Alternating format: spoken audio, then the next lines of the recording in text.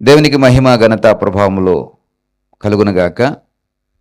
శ్రేష్టమైనటువంటి ఆయన కృపచేత మరొక ఉదయకాల సమయంలో మేల్కొలుపు ప్రార్థన సహవాసము మనకు అందించబడుచు ఉండగా మిమ్మల్ని అందరినీ కూడా ప్రేమతో స్వాగతిస్తూ ఉన్నాను.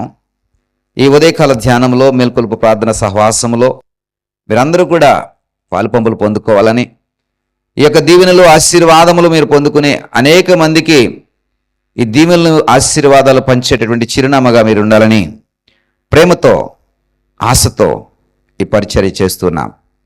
ప్రియ సహోదరుడా సహోదరి, ఎందుకంటే మాకు సమయం ఇవ్వబడుతుంది, ఈ సమయము ఒక రోజున తీసివేయబడుతుందేమో.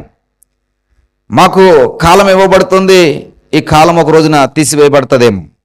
కాబట్టి ఇవ్వబడుతున్నటువంటి ఈ సమయంలోనే, ఇవ్వబడుతున్నటువంటి ఈ కాలంలోనే మేము చేయగలిగినంత పని మేము దేవుని కొరకు చేయగలిగినంత పరిచర్యను మేము చేయగలిగినంత వాక్య పరిచర్యను మేము చేయగలగాలి.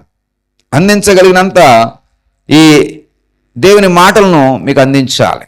ఎందుకంటే మాకు సమయం ఇవ్వబడుతుంది, మరి ఆరోగ్యం ఇవ్వబడుతుంది, మా నోటిలో మాట ఉంచాడో, మా యొక్క దేహంలో ప్రాణం ఉంచాడు, మా యొక్క నాసికారంధ్రాల్లో ఊపిరి సజీవముగా ఉంది. ప్రియ సహోదరుడా, అందుకని మాకు ఇవ్వబడుతున్న ప్రతి నిమిషమును ప్రతి క్షణాన్ని మరి సద్వినియోగపరుచుకోవాలి. అది కూడా ప్రభువునందు సద్వినియోగపరుచుకోవాలి, క్రీస్తునందు సద్వినియోగపరుచుకోవాలని ఆశ. మరి నాకు ఇవ్వబడుతున్నటువంటి ఈ సమయము మీకు కూడా ఇవ్వబడుతుంది, నాకు ఇవ్వబడుతున్నటువంటి ఈ రోజు మీకు కూడా ఇవ్వబడుతుంది. ప్రియ సహోదరుడా, నేను ఏ ధన్యత అయితే పొందుకుంటున్నానో ఆ ధన్యత నీకు కూడా ఇవ్వబడుతుంది. నేను ఏదైతే మరి దేవుని యొక్క కృపను బట్టి పొందుకోగలుగుతున్నానో అది మీరు కూడా పొందుకుంటున్నారు. అదే కృపను బట్టి మీరు కూడా పొందుకుంటున్నారు కదా. మరి నేను నా పనిని మరి ప్రభు యొక్క పరిచర్య ద్వారా ప్రారంభించాలనుకుంటున్నాను. నా రోజుని ఇవ్వబడుతున్నటువంటి ప్రతి సమయాన్ని సద్వినియోగపరచుకోవాలనుకుంటున్నాను. ప్రభువారు చక్కటి మాట చెప్తూ ఉంటారు. యోహాను సువార్త 9వ అధ్యాయం 4వ వచనంలో ఈ మాట రాయబడి ఉంటుంది. పగలున్నంత వరకు నన్ను పంపిన వాని క్రియలు మనము చేయిచుండవలను, రాత్రి వచ్చుచున్నది, అప్పుడెవడనో పని చేయలేడు. పగలు ఉన్నంత వరకు అంటే పగలు ఎప్పుడు ప్రారంభించబడుతుందండి? ఉదయముననే ప్రారంభించబడుతుంది. సూర్య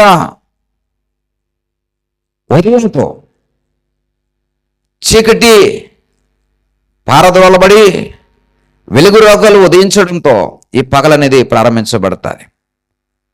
ఈ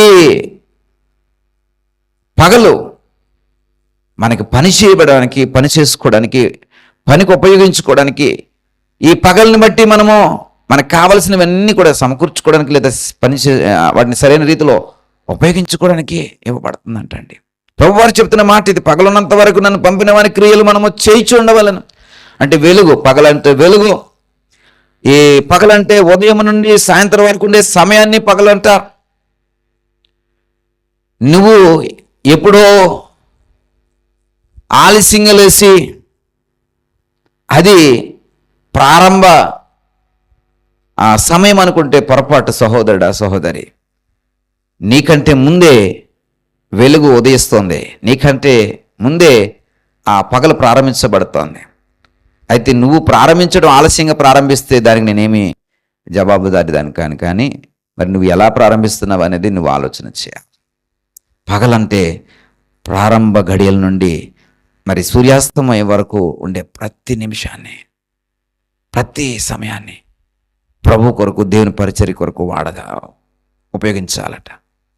రాత్రి అవుతే మనం ఇంక పని చేయలేము. రాత్రి అంటే చీకటి అంటే మరణంతో సమానము. చీకటి అంటే ఏ విధమైనటువంటి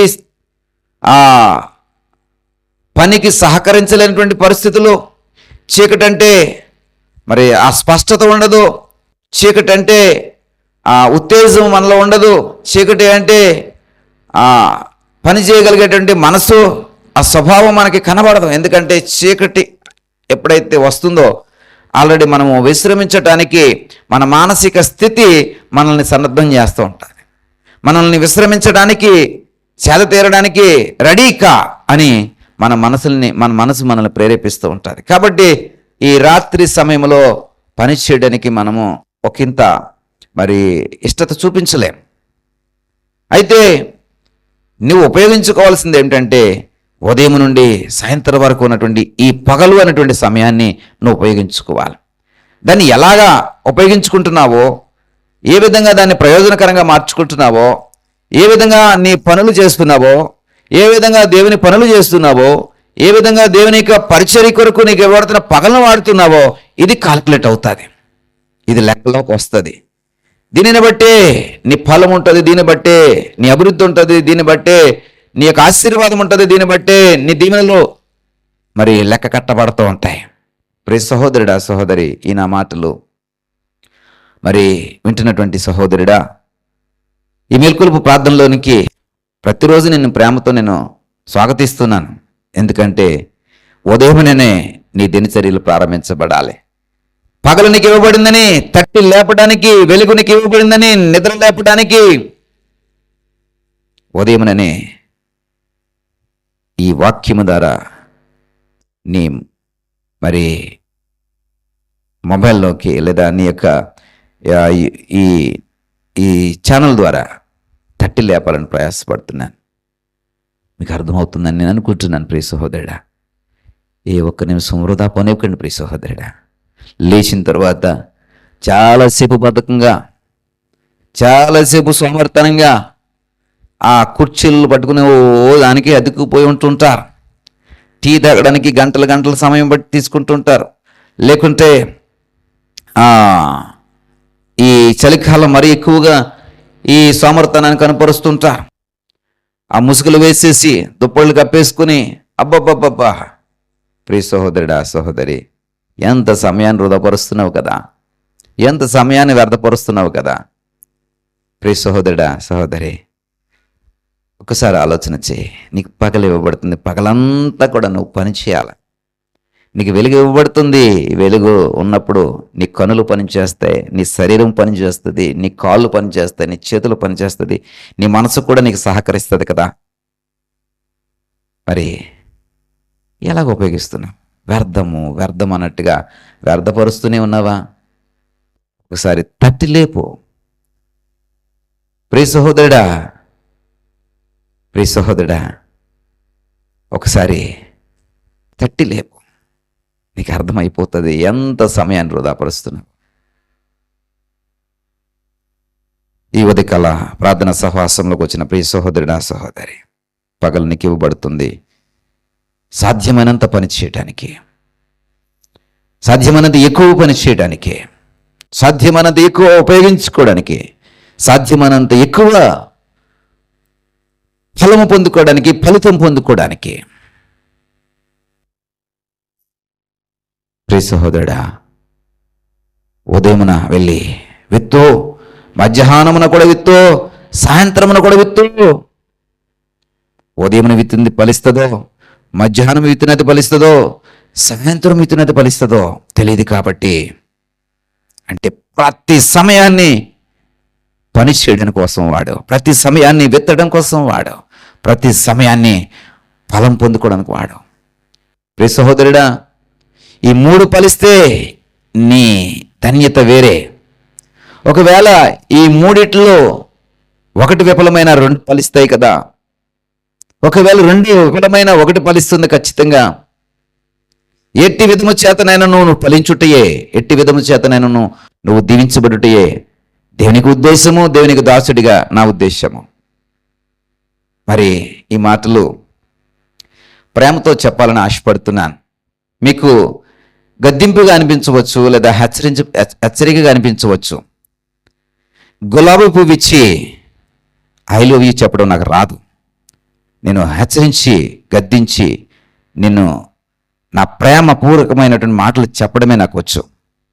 ఎందుకంటే ప్రేమించువాడు గద్దిస్తాడు, ప్రేమించువాడు హెచ్చరిస్తాడు, ప్రేమించువాడు 2 దెబ్బలు కూడా వేస్తాడు. ఎందుకంటే నువ్వు పాడే పూట నిన్ను ప్రేమించి వాడికి ఇష్టం లేదు. అలాగే నిన్ను ప్రేమిస్తూ ఉన్నాను కాబట్టి ఓ సహోదరుడా, సహోదరి, నీ విశ్వాస జీవితాన్ని నేను ప్రేమిస్తున్నాను కాబట్టి, నా తండ్రి నిన్ను ప్రేమించాడు కాబట్టి, నా ప్రభువు నిన్ను ప్రేమించాడు కాబట్టి, నేను కూడా నేను ప్రేమిస్తున్నాను కాబట్టి ఈ మాటలు మీ ముందుకు తీసుకుని వస్తూ ఉన్నాను. దయతో అభ్యర్థన చేస్తున్నాను, ఇవ్వబడుతున్న ఈ పగలోని సమయాన్ని సద్వినియోగపరుచుకో.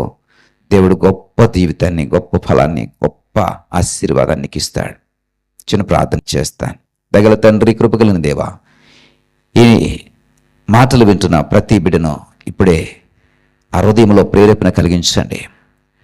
హృదయంలో ఆలోచన పుట్టింప చేయండి.